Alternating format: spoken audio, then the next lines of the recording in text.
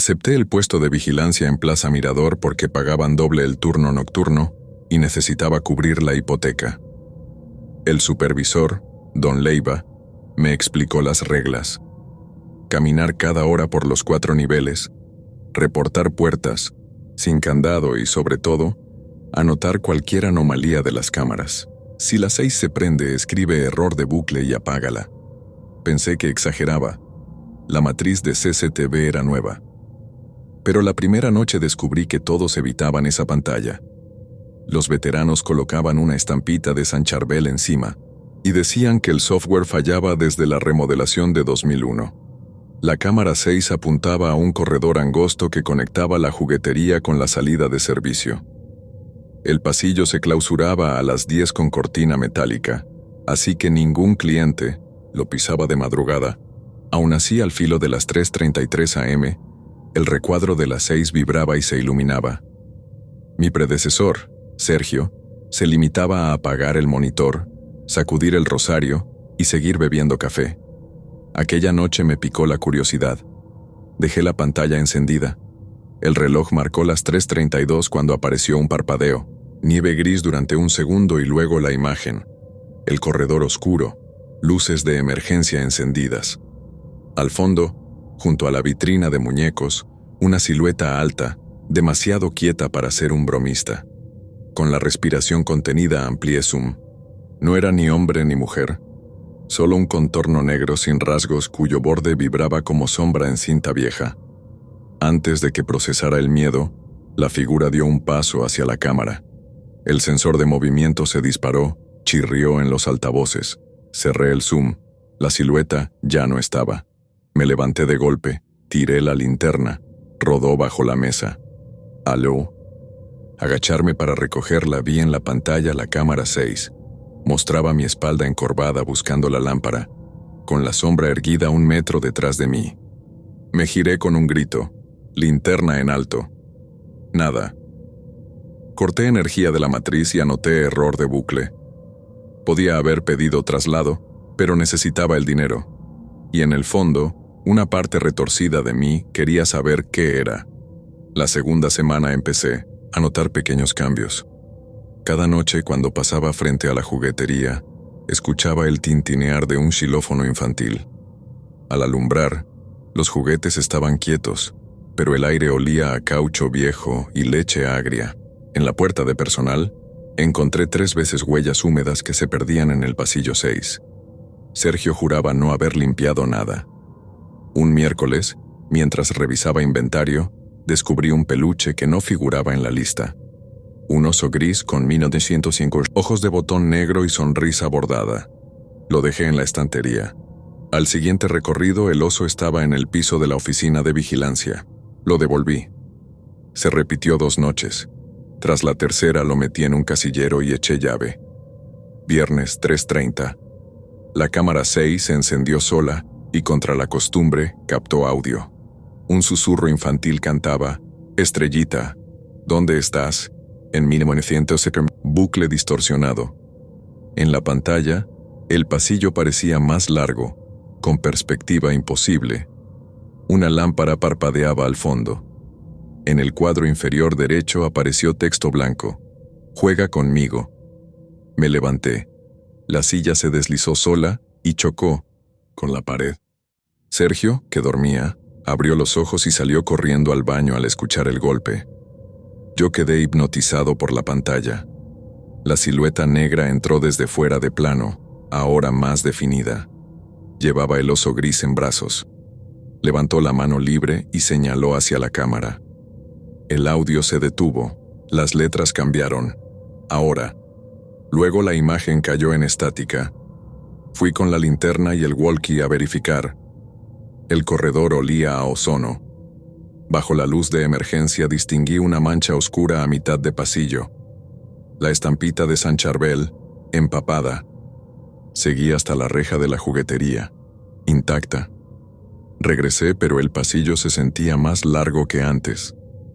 Tardé casi 2 minutos en alcanzar la puerta de seguridad, cuando normalmente tomaba 20 segundos. De reojo vi el oso gris sentado contra la pared, sonrisa mutada en costura rota. El candado de mi casillero colgaba abierto. Lo metí en una bolsa de pruebas, la sellé y la dejé en recepción para que el gerente la viera al amanecer. A los pocos días Sergio renunció. Dijo que soñaba con pasillos infinitos. Contrataron a Estela, una chica menuda pero valiente. Le advertí lo de la cámara 6. Al comienzo se rió. Primera noche juntos, silencios corteses y monitores encendidos. A las 3:33 en punto, el cuadro 6 cobró vida. No mostraba la juguetería, sino la sala de vigilancia desde otra esquina. Estela y yo aparecíamos sentados. Entre nosotros, el oso gris. Estela se levantó sobresaltada, tocó la cabeza del muñeco. Tela fría. Cerré el monitor, desenchufé cables. La pantalla se fundió, olía a plástico quemado. Estela y yo decidimos quemar el oso. Bajamos a la zona de carga, llenamos un bidón con alcohol industrial. Al caer la primera chispa, el peluche chilló. No sonido de quemarse, sino un gemido, agudo que nos heló.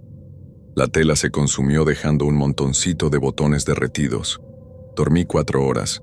Al regresar el montoncito había desaparecido. En su lugar, ceniza gris formaba un círculo perfecto. Encima la tarjeta de identificación de Estela, derretida por la mitad. Busqué a mi compañera, no acudió al turno y nunca devolvió llamadas. El gerente denunció desaparición al día siguiente. Continué solo. A la tercera noche sin Estela, me atreví a revisar los archivos de la juguetería. Entre facturas viejas encontré reporte de 2001. Cliente accidente fatal, cierre temporal. El documento decía que un niño, Diego Aguilar, de 8 años, quedó atrapado en el montacargas trasero y murió por traumatismo cráneoencefálico. La tienda cerró 3 meses. Después se instalaron cámaras nuevas. La número 6 cubría precisamente el montacargas. Fui al archivo municipal. El acta de defunción confirmaba.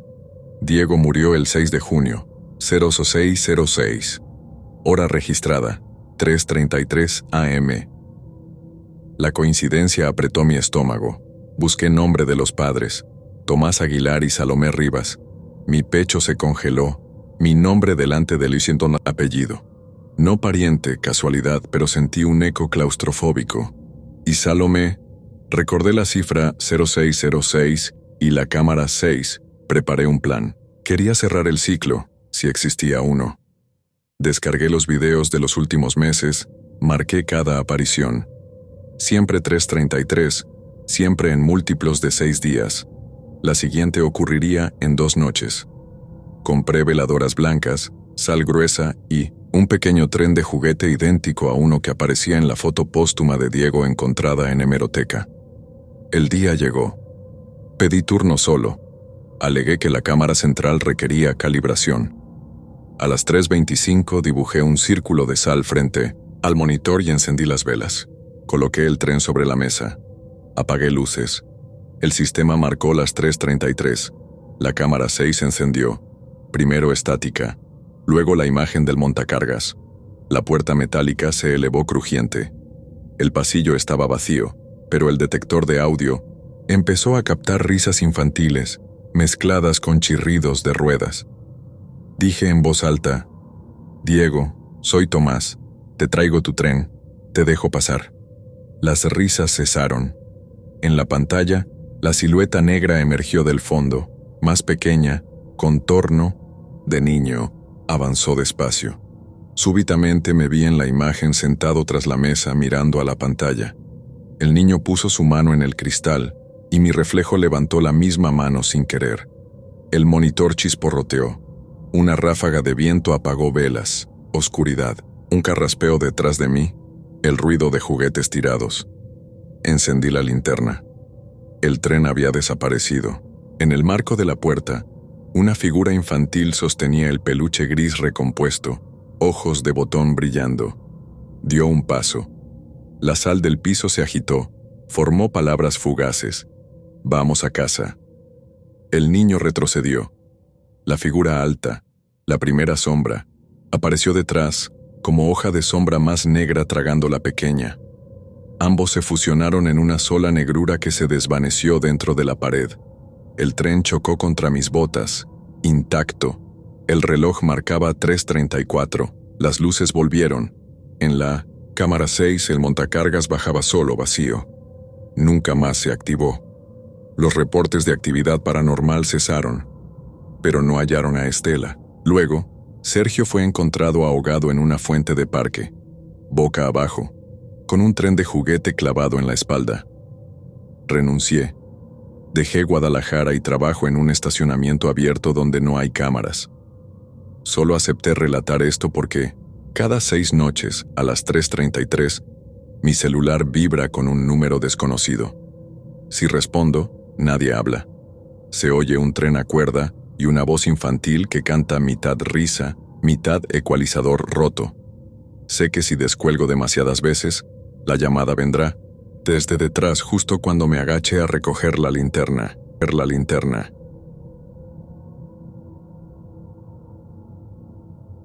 El turno de los viernes. Me llamo Miguel Andrade y escribo esto en el reverso de los partes de incidencia, con la única luz que me concede un foco a pilas. Dudo que termine la frase antes de escuchar de nuevo el chirrido de los rieles, pero necesito dejar constancia. Cuando otro incauto firme por el turno de los viernes quizá comprenda a tiempo lo que firmó. El depósito de la quemada ocupa una extensión de 4 hectáreas a las afueras de Guadalajara, entre bodegas de autopartes y baldíos donde los perros hurgan bolsas rotas. La Secretaría de Transporte lo cerró en 1998, cuando reubicó los talleres, pero las vías siguen conectadas. Una maraña de acero oxidado que en las madrugadas parece absorber el poco ruido del polígono. Mi empresa de seguridad consiguió el contrato barato porque solo se requería un guardia una noche a la semana, la de menor tránsito. Yo acepté. Necesitaba las horas extra para la renta. El supervisor me entregó plano, llaves y un consejo. A las 11 caminas todo el patio, sellas candados y vuelves a la caseta. No te acerques al galpón 4. Sonreí para mis adentros. Recomendaciones de oficinista que nunca pisa la grava. El galpón 4 albergaba, según el inventario, 10 vagones de madera en ruina. Mi misión era evitar incendios o saqueos. Eso, pensé, lo podía cubrir una cámara falsa. Primer viernes. Llegué a las 21:30. Todavía había luz. El atardecer coloreaba los rieles como cobre viejo. Encendí las farolas perimetrales y revisé candados. Todos intactos. Dentro del galpón 4 el olor era una mezcla de serrín húmedo y aceite rancio. Nada que temer. A las 3:07 am, me vencía el sueño cuando escuché un silbido breve, de locomotora a lo lejos. Apagué la radio. La señal se repitió, exactamente 2 notas subiendo medio tono. Salí con linterna. La noche estaba seca y fría. Ninguna chimenea, ningún tren en kilómetros. El silbido vino de nuevo más cerca y vibró por las vías. Tomé la radio, sin señal.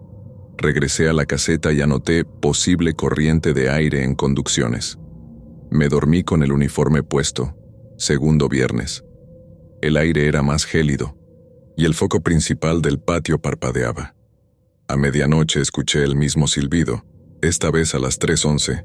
Si la naturaleza tiene relojes, pensé, también puede tener bromas.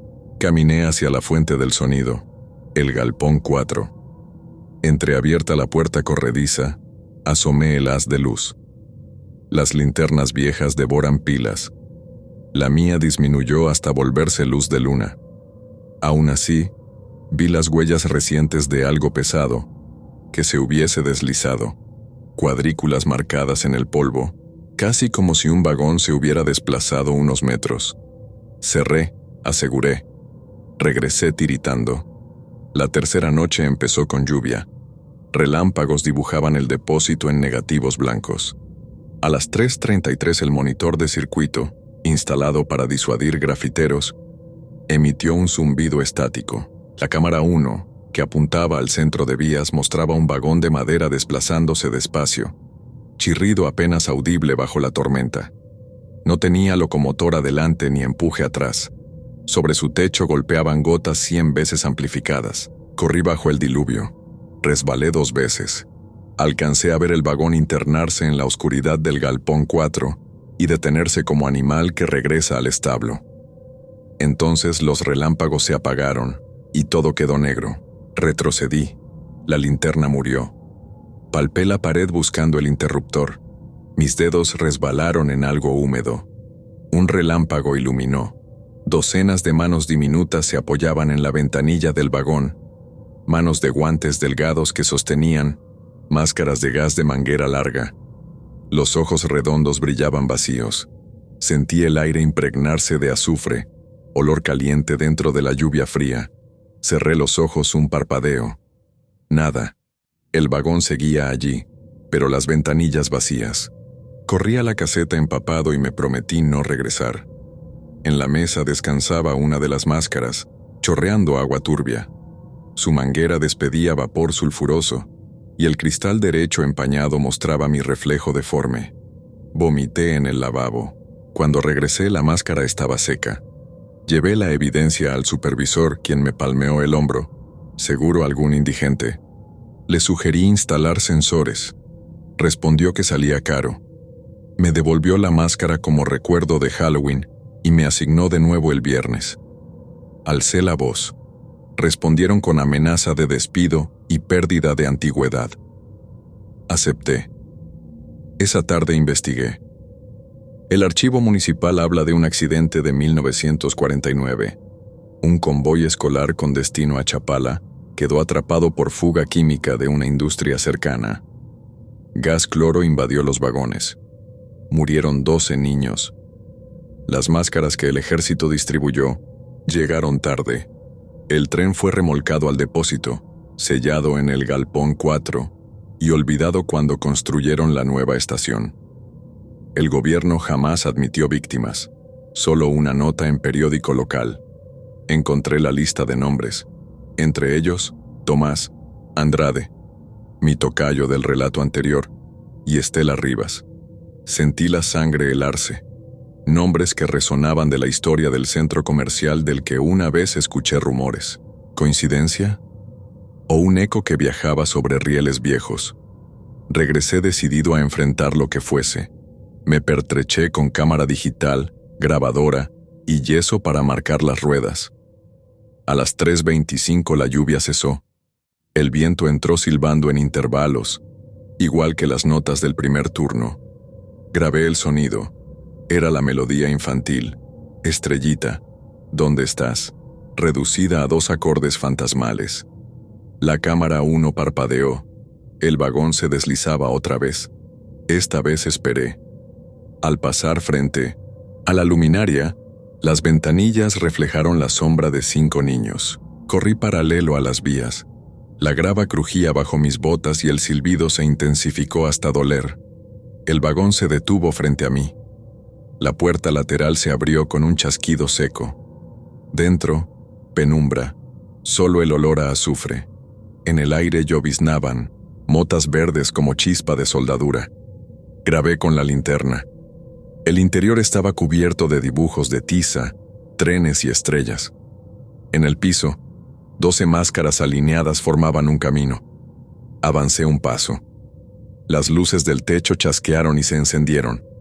Todas a la vez. Frente a mí había un niño, uniforme escolar de lana gris, máscara colgando del cuello. Sus ojos eran pozos de sombra. Alzó la mano y señaló la puerta, como invitándome a bajar. No me moví. Sus labios se abrieron y escuché mi nombre, completo, pronunciado con voz doble, infantil y metálica a la vez. Miguel, regrésanos. La palabra regresar no era súplica, sino orden. El tren emitió un golpe que me hizo perder equilibrio. Salté fuera. La portezuela se cerró y el vagón comenzó a retroceder. Cambió de vía imposible sin aguja. Se internó en el galpón. Quise grabar, pero la cámara se apagó. El teléfono vibró. Pantalla en negro. Solo un tic-tac que no provenía del altavoz. Retrocedí hasta la caseta y me encerré. A la mañana siguiente el gerente llegó con los primeros rayos. Lo guié al galpón. Vacío. Ni rastro de riel reciente, ni dibujos de tiza. Enseñé la grabación. El archivo estaba corrupto. Mostré la máscara. Se había desmenuzado en polvo negro. El gerente anunció cancelación del servicio. Venderían el terreno. Me dieron finiquito. Firmé y juré no regresar. Pero antes de irme crucé el patio una vez más. Allí, en el punto, donde vi al niño, encontré una pizarra escolar oxidada. Sobre la superficie alguien escribió con tiza recién usada: faltan viernes. Todo plural. No supe si amenazaba o prometía algo. Desde entonces trabajo en un estacionamiento techado, bajo luz constante, sin rieles que canten. Pero cada jueves a la medianoche recibo un mensaje sin número, 2 notas en pentagrama. Si dejo el móvil, sobre el tablero, vibra con ritmo de locomotora. Al abrirlo, un archivo de audio reproduce el silbido infantil. Le quito batería, suena igual. He tirado 3 teléfonos. Siempre regresa el sonido. Hoy es viernes. Mientras escribo, el foco a pilas. Oscila. Afuera hay calles llenas de coches y gente, pero el aire me trae olor a azufre. Sé que si busco, encontraré una máscara nueva descansando junto al extintor. Y si cierro los ojos bastante tiempo, veré de nuevo el vagón sin locomotora, el niño, uniforme gris diciendo mi nombre, pidiéndome regresar. No sé qué pasará si cedo. Tal vez deba escoltarlos hasta la curva donde se produjo la fuga. Dejar que la noche complete un viaje interrumpido. O quizás solo quieran un testigo permanente, un guardia que firme parte tras parte hasta que el depósito sea derribado, y aún así, el silbato suene a las 3:33. Si alguien lee este registro y le ofrecen un turno tranquilo, en las vías abandonadas, recuerde contar los viernes. Cuando falte uno, el tren saldrá sin aviso, y los niños buscarán un pasillo oscuro desde donde mirarte sin ojos. Y siempre dejan algo a cambio. Una canción inacabada, un olor que no se va, la sensación de que en cualquier momento un vagón aparecerá en la pantalla, anunciando que el viaje de los ausentes continúa, y te lleva apuntado: a bordo, a bordo. La niña del espejo. Tenía 30 años, rodillas gastadas de rondar fábricas, cuando tomé el puesto nocturno en el Museo Regional de la Antigua Merced. La pinza arqueológica lo remodelaba para abrir al turismo de Semana Santa, y el administrador necesitaba a alguien que firmara bitácoras, espantara rateros y evitara que los restauradores perdieran herramientas. El sueldo era poco, pero la oscuridad de los museos me resultaba cómoda. Objetos quietos, paredes gruesas, silencio espeso como pulque añejo. El edificio era un ex convento, pasadizos encalados, claustro seco y, al norte, un pabellón que los curadores llamaban Salón de los Espejos. Reunía 14 piezas virreinales, marcos de cedro con pan de oro, azogues amoratados, luna rota que distorsionaba la luz de las lámparas. El jefe de obra, ingeniero Campos, me advirtió que nadie debía entrar. Las láminas de mercurio estaban sueltas y el vapor podía envenenar. Yo asentí sin réplica. Llaves contadas, sello en la puerta, ninguna razón para tentar al azar. Encendí el circuito cerrado de 6 cámaras. La número 3 cubría el pasillo que daba al salón. Las 2:40 a.m. transcurrían sin sobresalto cuando la lámpara del monitor 3 parpadeó. Ajusté brillo. Pensé que era interferencia. Entonces distinguí una mancha blanca cruzar el marco, apenas un segundo. Retrocedí la grabación. No apareció la figura, pero sí un cambio improbable en la iluminación. La bombilla al fondo reflejaba sombra que no correspondía a nada en el plano. Tomé linterna y radio. Avancé despacio. El pasillo olía a cal húmeda. Los tablones crujían. Probé la cerradura del salón. Candado intacto. Empujé con la bota. Madera firme. Nada. Volví al cuarto de vigilancia convencido de habérmelo imaginado. El reloj marcó las 3:03.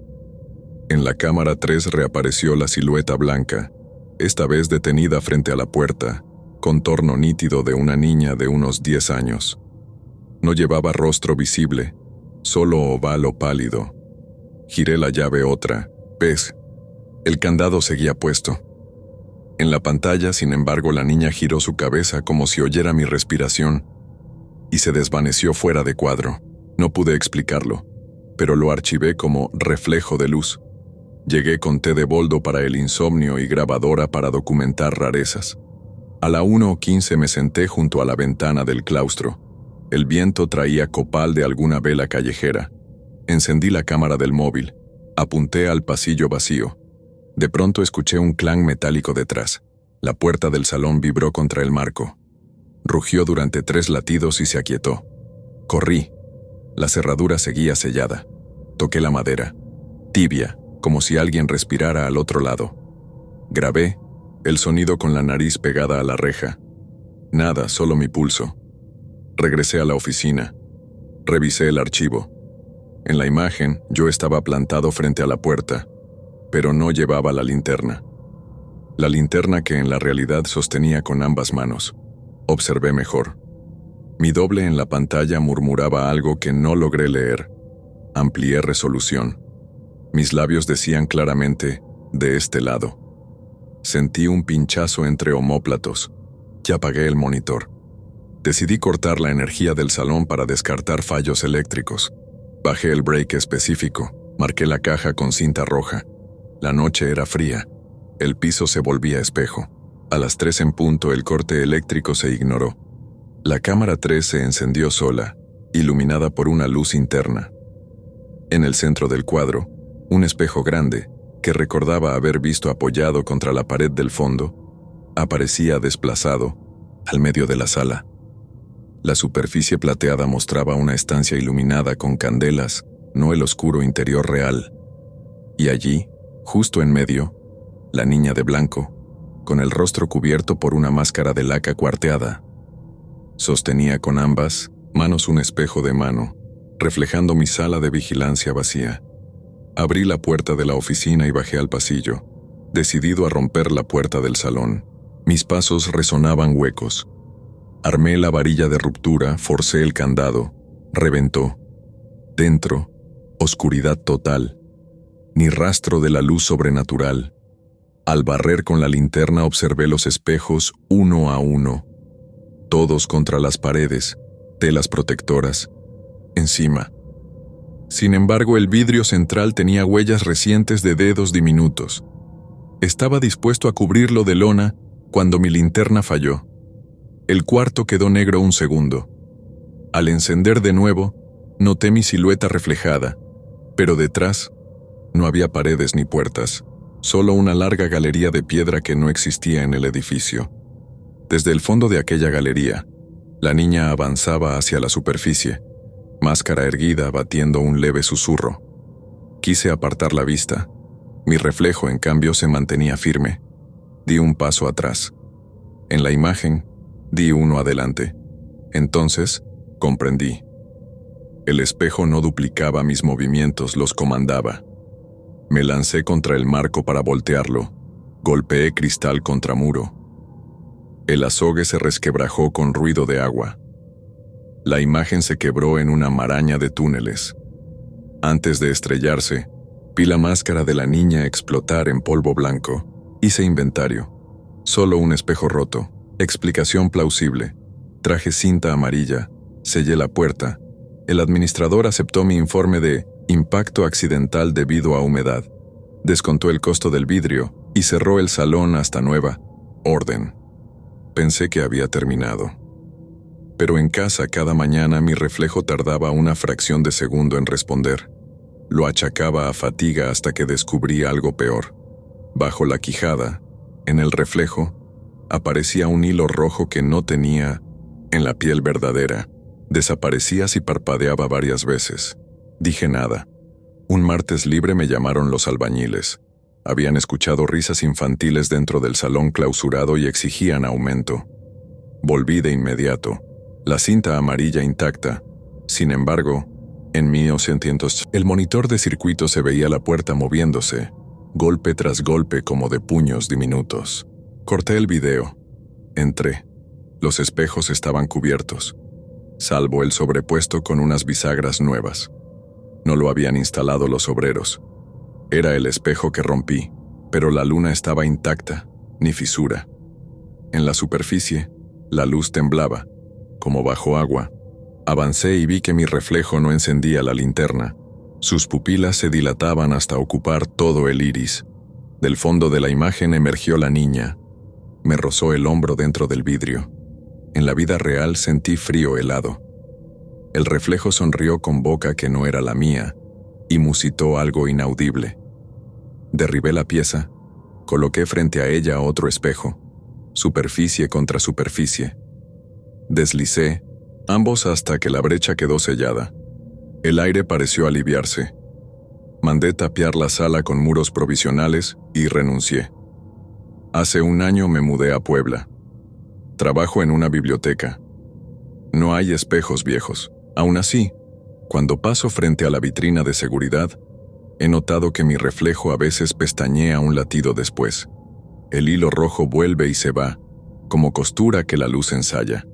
Y en el silencio, ocasionalmente, escucho un discreto silbido, metálico, igual al que hacía la puerta del museo cuando vibraba bajo golpes invisibles.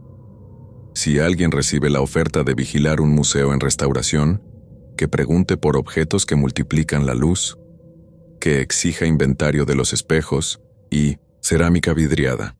Hay umbrales que viven esperando curiosos, y si en uno de ellos aparece una niña con máscara, rostro que no refleja ninguna pared conocida, no intente dialogar. Tape el vidrio, márquelo con cruz de cinta negra, aléjese antes de que su propio reflejo aprenda a moverse sin usted.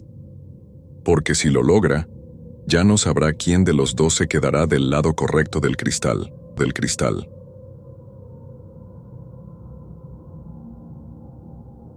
Niño que nunca estuvo. Mi nombre es Agustín, y lo que estoy por contarles sucedió hace exactamente 2 años. Aunque han pasado muchos días desde aquella noche, la memoria de lo que vi y sentí sigue tan vívida como si hubiera ocurrido ayer. Yo era un guardia de seguridad en una funeraria, un trabajo que muchos considerarían sombrío, pero a mí me resultaba tranquilo, incluso rutinario. Al menos, eso pensaba hasta que me enfrenté a algo que no puedo explicar, algo que me sigue persiguiendo en mis sueños. La funeraria donde trabajaba era un edificio viejo, con techos altos y pasillos demasiado largos. Las cámaras de seguridad eran nuestra herramienta principal, permitiéndonos monitorear cada rincón desde una pequeña sala equipada con una mesa, un par de sillas y una cafetera que siempre estaba medio llena. Esa noche estaba de turno con Manuel, mi compañero habitual, y todo parecía transcurrir con normalidad. Había pasado la medianoche cuando sucedió. Estábamos en el cuarto de cámaras, cada uno con una taza de café en la mano, conversando sobre banalidades para mantenernos despiertos. Entonces escuchamos algo. Al principio, fue sutil, como un eco lejano, pero rápidamente se transformó en algo más claro. Risas. Eran risas infantiles, agudas y burlonas, resonando en el silencio de los pasillos vacíos. Me congelé por un momento, intentando procesar lo que acababa de escuchar. Manuel y yo intercambiamos miradas, ambos claramente desconcertados. Mi primera reacción fue racionalizarlo. Tal vez alguien se había colado al edificio, algún bromista o un grupo de adolescentes buscando asustarnos. Así que, decidido, le dije a Manuel que revisaría. Tomé una linterna y salí al pasillo. A medida que avanzaba, las risas parecían desvanecerse, como si se escondieran de mí. El aire estaba más frío de lo normal, y el eco de mis pasos hacía que el ambiente se sintiera aún más desolado. Revisé habitación tras habitación, iluminando con la linterna cada rincón. Nada. Solo silencio y esa penumbra inquietante que parecía querer engullirme. Entonces lo escuché. Una risa. Pero esta vez estaba mucho más cerca, justo detrás de mí. Mi corazón se detuvo por un segundo mientras giraba rápidamente, esperando encontrarme con alguien, pero no había nadie. solo un rincón oscuro que parecía absorber la luz de mi linterna. Avancé hacia allí, con el sudor frío recorriendo mi frente, y fue entonces cuando lo vi. Un niño, agazapado en el rincón, con las rodillas contra el pecho y los brazos abrazándolas. Vestía ropa sencilla, desgastada, como si perteneciera a otra época. Su cabello era oscuro y enmarañado, y su rostro estaba parcialmente cubierto por las sombras. A pesar de lo extraño de la situación, mi primer instinto fue acercarme. ¿Estás bien?, Zrenia, pregunté, intentando que mi voz sonara firme, aunque por dentro estaba aterrado. El niño levantó la vista, y sus ojos, oscuros y vacíos, me miraron con una intensidad que me dejó helado. «Busco a mi mamá», dijo, su voz apenas un susurro. Me agaché para estar a su altura intentando calmarlo. «Todo está bien», le dije mientras le acariciaba la cabeza con cuidado.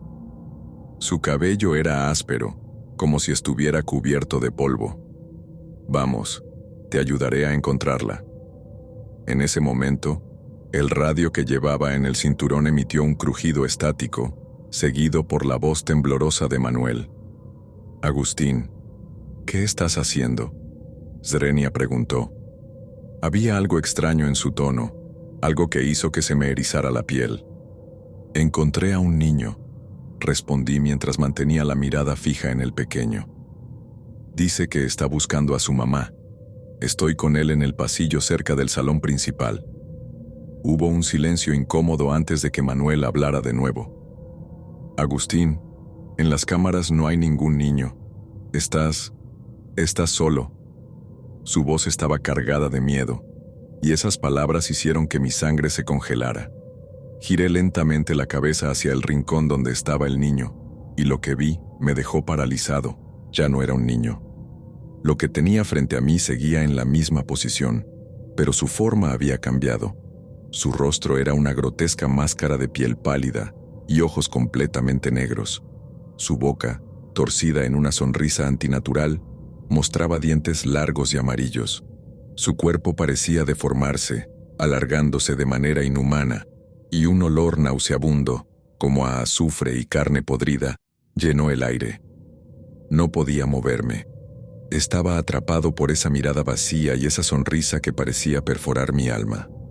De repente, la cosa se movió, inclinando la cabeza hacia un lado con un chasquido espantoso. Su sonrisa se ensanchó aún más antes de desvanecerse en el aire, dejando tras de sí una oscuridad que parecía más densa que antes. El radio volvió a crujir. «Agustín, ¿dónde estás? Regresa aquí ahora», suingó Manuel, su voz casi histérica. Eso fue suficiente para sacarme del trance. Corrí. Corrí como nunca antes lo había hecho, atravesando los pasillos con el olor a azufre siguiéndome como una sombra. Cuando llegué al cuarto de cámaras, Manuel estaba pálido, con los ojos fijos en las pantallas. Me señaló una de ellas, y lo que vi me revolvió el estómago. En la grabación, se veía a mí mismo en el pasillo, hablando solo, acariciando el aire. No había ningún niño. No había nadie. Manuel me miró con los ojos llenos de terror. Eso no era un niño, Agustín. Lo que viste no era humano. Intentamos calmar nuestros nervios, pero el ambiente en la funeraria se había vuelto insoportable. Los ruidos comenzaron a intensificarse.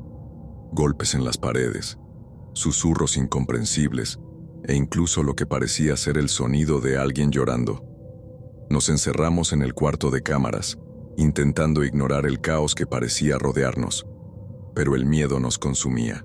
De repente, la puerta del cuarto se abrió de golpe, aunque la habíamos asegurado con llave. Un viento frío nos envolvió, y en medio del pasillo, a la vista de las cámaras, apareció nuevamente la figura del niño, inmóvil, mirándonos fijamente. Pero esta vez, su rostro estaba completamente deformado, con cuencas vacías en lugar de ojos, y esa misma sonrisa torcida.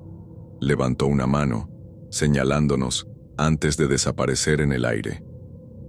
No sé cómo logramos pasar el resto de la noche, pero al amanecer ambos renunciamos. Jamás volvimos a poner un pie en esa funeraria, y aunque intenté buscar explicaciones, nunca encontré nada que pudiera dar sentido a lo que experimenté. A veces, en mis sueños, escucho esas risas y veo esos ojos vacíos mirándome desde la oscuridad. Y cuando despierto, todavía puedo oler el azufre en el aire. Nunca supe qué era esa cosa ni por qué se manifestó de esa forma, pero una cosa es segura: no era un niño y no estaba buscando a su mamá. El vigía. Dejaré mi nombre en el anonimato, porque hasta el día de hoy no logro hablar de esto sin que un escalofrío me recorra la espalda. Cada vez que cierro los ojos por las noches, revivo aquel momento, y por más que intento convencerme de que lo que vi no puede ser real, sé que lo fue. Esto sucedió en el año 2015, cuando trabajaba como guardia de seguridad en un rancho en Yucatán. El lugar era inmenso, rodeado de espesas selvas y lejos de cualquier signo de civilización. Era mi tercer trabajo como vigilante, pero el primero que realmente me hacía sentir solo y vulnerable. Una parte del rancho estaba destinada a actividades agrícolas, pero en el corazón de la propiedad había un pequeño cementerio. Según me contaron, pertenecía a la familia dueña del lugar, y allí descansaban generaciones enteras. Mi tarea era vigilar esa área durante los turnos nocturnos. Al principio me pareció algo peculiar, pero nunca pensé que sería el epicentro de mi peor pesadilla. El cementerio no era grande, apenas una docena de tumbas rodeadas por una reja de hierro oxidado. Las lápidas estaban gastadas, cubiertas de musgo y con inscripciones casi ilegibles.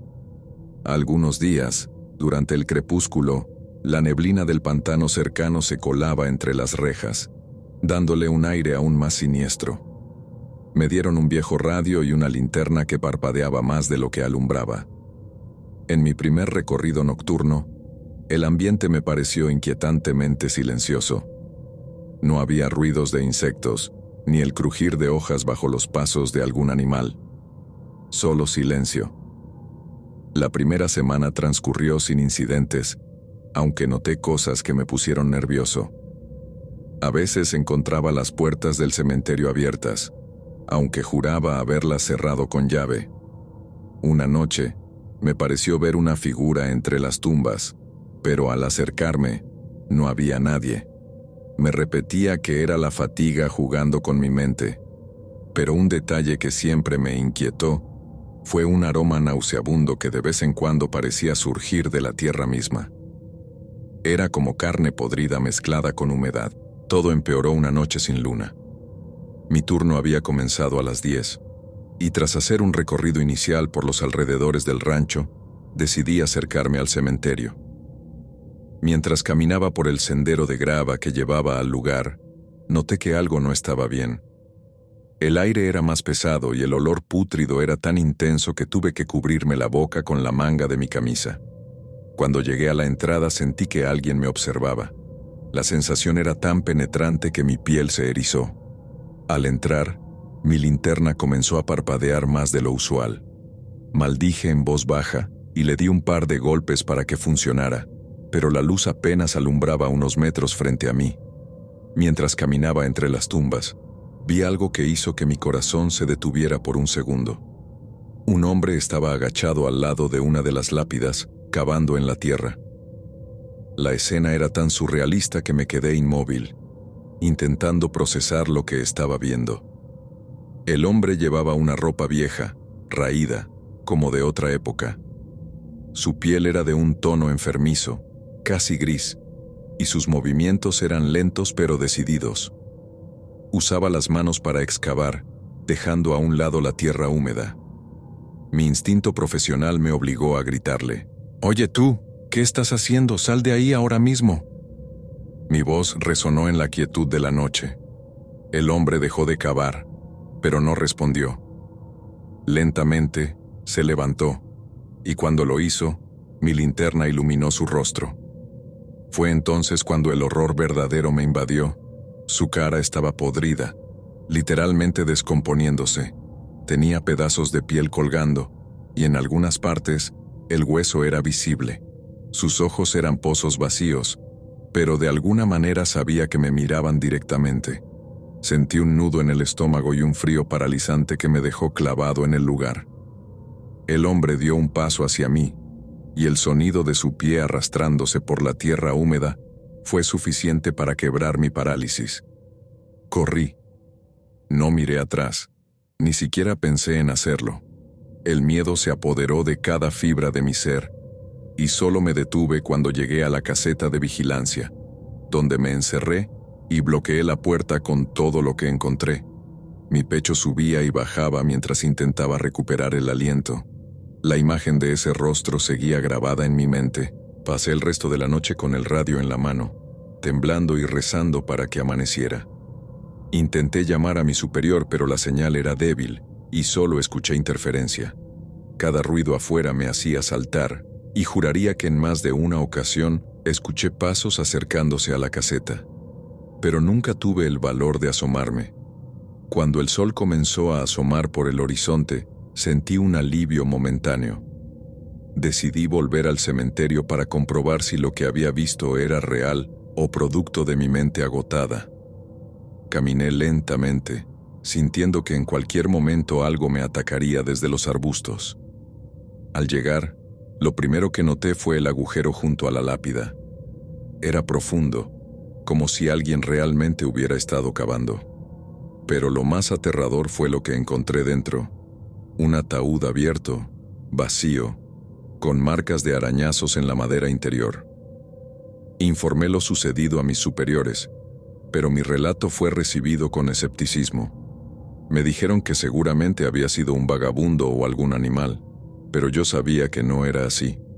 Las marcas en el ataúd, el rostro del hombre, nada de eso podía explicarse con lógica. Durante los días siguientes, intenté mantenerme alejado del cementerio, pero algo me atraía hacia allí, como si necesitara descubrir más. Empecé a preguntar a los trabajadores más antiguos del rancho, y aunque muchos se negaron a hablar, uno de ellos, un hombre mayor llamado Don Evaristo, me contó algo que nunca olvidaré. Según él, el cementerio estaba maldito. Decía que una de las tumbas pertenecía a un hombre acusado de practicar brujería y que, antes de morir, juró que regresaría para vengarse de quienes lo habían condenado. Su cuerpo había sido enterrado allí en contra de su voluntad, y desde entonces cosas extrañas comenzaron a suceder. Ese hombre nunca encontró paz, dijo don Evaristo mirando a su alrededor como si temiera que alguien lo escuchara. Lo han visto salir de su tumba en las noches, buscando algo o alguien. Decidí que no podía seguir con ese trabajo. Presenté mi renuncia, pero aún debía cumplir mi última semana. La noche antes de mi partida, sentí una inquietud especial. Era como si algo estuviera esperando. Contra mi mejor juicio, tomé la linterna y fui al cementerio por última vez. El lugar estaba en silencio, pero no era el silencio común. Era un vacío opresivo, como si el mundo entero contuviera la respiración. Mientras caminaba entre las tumbas, noté que una figura me seguía desde lejos. Su silueta era inconfundible, el hombre que había visto aquella noche. Esta vez no estaba cavando, simplemente se quedó allí, observándome. Reuní todo el valor que me quedaba y grité: «Déjame en paz».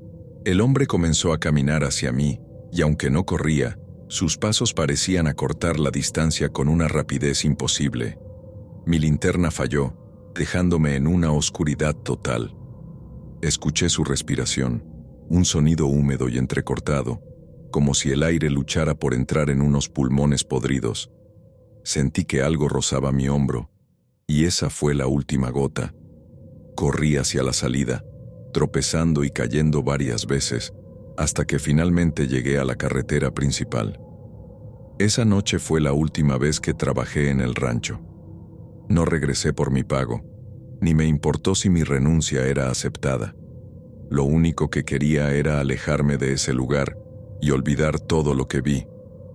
Pero no puedo. En mis sueños, Él todavía me persigue, y cada vez que despierto, juro que el olor a tierra podrida sigue impregnando el aire. Ahora entiendo lo que don Evaristo quiso decir.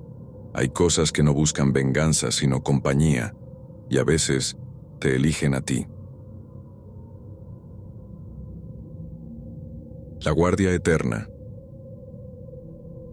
Mi nombre es Rubén, soy originario de Guadalajara, y lo que voy a relatar ocurrió hace 10 años, cuando trabajaba como guardia de seguridad en un hospital abandonado. Era un lugar grande y laberíntico, clausurado por falta de fondos tras años de funcionamiento. Aunque se suponía que el edificio estaba vacío, lo asignaban a vigilantes como yo para evitar robos o vandalismo. El sueldo era decente, pero nadie duraba mucho en el turno nocturno. Siempre había algo extraño. Nunca creí en historias de fantasmas, pero después de aquella noche, no he vuelto a dormir tranquilo. El hospital estaba ubicado en las afueras de la ciudad, rodeado de lotes baldíos y calles mal iluminadas. Solo el sonido de mi linterna al golpear mi cinturón y el crujir de mis botas sobre el piso resquebrajado rompían el silencio. Recuerdo que la primera vez que recorrí el edificio, me sentí observado, aunque sabía que estaba solo. Era como si las paredes mismas guardaran un resentimiento mudo, una presencia constante que no podía explicar. El tiempo parecía alargarse en esas horas muertas de la madrugada. Las luces de emergencia titilaban de vez en cuando, proyectando sombras que parecían moverse en las esquinas. Los pasillos eran interminables, y sus paredes aún conservaban los tonos apagados de verde y blanco típicos de los hospitales. Las puertas chirriaban al abrirse, y en varias ocasiones encontré salas con camas cubiertas de polvo, equipo médico abandonado y papeles regados como si alguien hubiera salido corriendo en medio de su rutina. Esa noche, como de costumbre, hacía mi ronda por el tercer piso, donde alguna vez estuvo el área de pediatría. Ese sector siempre me resultaba inquietante. Las paredes estaban decoradas con dibujos infantiles descoloridos, y las pequeñas camas aún tenían sus barandales oxidados. Había algo profundamente perturbador en ese lugar, como si el aire estuviera más denso. Era un espacio que te hacía sentir pequeño, vulnerable. Cerca de las 3 de la mañana, mientras pasaba frente a una sala, escuché lo que parecían sollozos. Me detuve en seco. Al principio pensé que era mi mente jugándome una mala pasada, pero entonces lo escuché de nuevo, claramente. Un sollozo infantil, débil, pero persistente, como si viniera de lo profundo del piso. Sentí un escalofrío recorriéndome la espalda. Revisé mi reloj, tratando de distraerme de esa sensación de inquietud. Pero el sonido seguía allí. No tenía sentido. Ese piso llevaba años clausurado, y era imposible que alguien estuviera allí. Sin embargo, mi deber era investigar. Avancé despacio, apuntando con mi linterna hacia el origen del ruido. Llegué a una puerta al final del pasillo, una habitación que había revisado muchas veces antes. Giré el pomo, y la puerta cedió con un quejido metálico. La luz de mi linterna iluminó la sala vacía, pero algo no cuadraba. Las sombras en las paredes no se correspondían con los muebles. Eran pequeñas, inquietas, y se movían como si estuvieran jugando. Podía distinguir la silueta de niños corriendo, saltando, pero la habitación estaba vacía. Me quedé paralizado, incapaz de entender lo que estaba viendo. Los sollozos habían cesado, reemplazados por risas suaves que parecían resonar desde las paredes mismas. El aire en la habitación se volvió helado, y un olor acre como de humedad y descomposición me invadió. Retrocedí instintivamente, pero cuando intenté salir, la puerta no se movió. La empujé con todas mis fuerzas, pero era como si estuviera sellada. Mi corazón latía con fuerza, y un sudor frío me cubrió la frente. Fue entonces cuando los vi. No eran solo sombras. Había figuras claras de niños, apenas visibles en el borde de la penumbra. Sus rostros eran pálidos, sus ojos oscuros pozos que parecían absorber la poca luz de la linterna. Uno de ellos me miraba fijamente, inmóvil, mientras los demás seguían jugando como si no estuviera allí. No podía apartar la mirada de ese niño. Su expresión no era normal, no era de alegría ni de tristeza, sino algo más profundo, algo que me llenó de un terror indescriptible. De repente, todos los niños se detuvieron y voltearon hacia mí al mismo tiempo. Fue como si una ola de electricidad recorriera la habitación. Sus rostros cambiaron, y en sus ojos vi algo que no podía comprender: enojo, reproche, algo primitivo y oscuro. Uno de ellos levantó la mano y señaló hacia mí. Fue entonces cuando escuché un susurro, una sola palabra que parecía venir de todas partes y de ninguna al mismo tiempo: culpable. Mis piernas finalmente respondieron, y golpeé la puerta con todas mis fuerzas hasta que se abrió de golpe, lanzándome al pasillo. Corrí sin mirar atrás, bajando las escaleras a toda prisa. El eco de las risas y susurros me seguía, creciendo en intensidad. Al llegar al primer piso, el silencio volvió de golpe, como si nada hubiera pasado. Mis manos temblaban mientras trataba de encender un cigarrillo en la caseta de vigilancia. Pasé el resto de la noche con los ojos fijos en la puerta, esperando que algo, lo que fuera, saliera de aquel pasillo. Pero nada ocurrió. Renuncié al día siguiente. No podía soportar la idea de volver a entrar en ese edificio. Durante semanas no pude dormir bien, atormentado por sueños en los que esos niños me rodeaban, señalándome con sus dedos pequeños y fríos. En cada sueño, el susurro volvía, siempre la misma palabra: culpable. Unos meses después, decidí investigar sobre el hospital, buscando alguna explicación. Lo que descubrí me dejó sin aliento. Hace más de 20 años, antes de que el hospital cerrara, hubo un incendio en el área de pediatría. Las puertas de emergencia estaban bloqueadas debido a reparaciones, y varios niños quedaron atrapados en las llamas. Murieron asfixiados antes de que pudieran rescatarlos.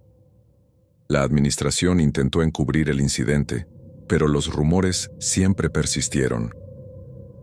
Desde entonces, no puedo evitar sentir que hay algo más en lo que ocurrió esa noche.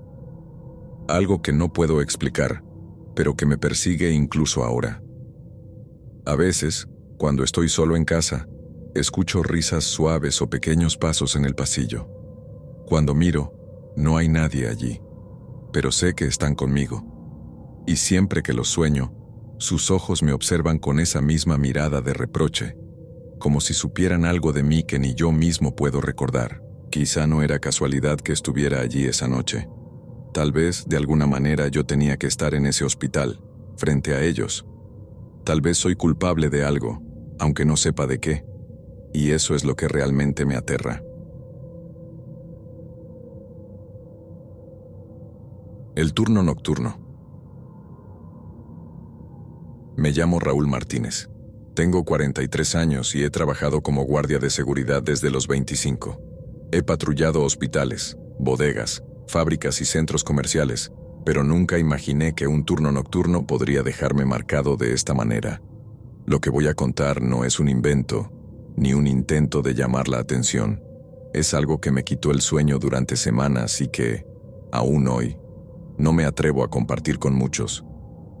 Hace 3 años, me asignaron la vigilancia de un centro comercial en las afueras de Hermosillo.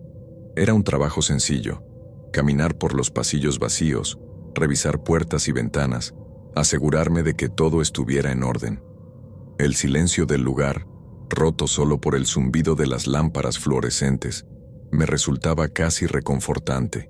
Pero eso cambió una madrugada. Eran las 2:47 de la mañana. Lo sé porque había revisado mi reloj justo antes de caminar por la plaza central del centro comercial. Esa zona era mi favorita. Un espacio amplio, con bancos y jardineras artificiales, iluminado por un enorme tragaluz que, durante el día, dejaba entrar la luz del sol. Pero esa noche, todo se sentía apagado. No sé cómo explicarlo. Había algo pesado en el aire, como si el silencio no fuera normal, sino impuesto. Mientras caminaba, mi linterna iluminó algo en una de las bancas. Había alguien sentado ahí, con los codos sobre las rodillas y la cabeza agachada. Me quedé inmóvil por unos segundos pensando que tal vez era un vagabundo que había entrado sin que lo notáramos. Era raro, porque el lugar estaba completamente cerrado, pero no imposible. Avancé con cautela, llamando su atención. «Buenas noches, amigo, no puede estar aquí. ¿Todo bien?». No respondió. Cuando estuve a unos metros, noté que sus manos colgaban entre sus piernas y estaban oscuras. Pensé que era tierra o grasa, pero cuando apunté con mi linterna, vi que era sangre. Estaban empapadas. El hombre levantó la cabeza lentamente. Su rostro era pálido, casi grisáceo, con ojeras profundas como si no hubiera dormido en días. Pero lo que más me perturbó fueron sus ojos. No tenían brillo, como si fueran dos agujeros vacíos. Me miró directamente y con una voz ronca y temblorosa, dijo: «Yo solo quería protegerlos». Mi instinto fue dar un paso atrás, pero en ese instante parpadeé, y ya no estaba. La banca estaba vacía, como si nunca hubiera habido nadie allí.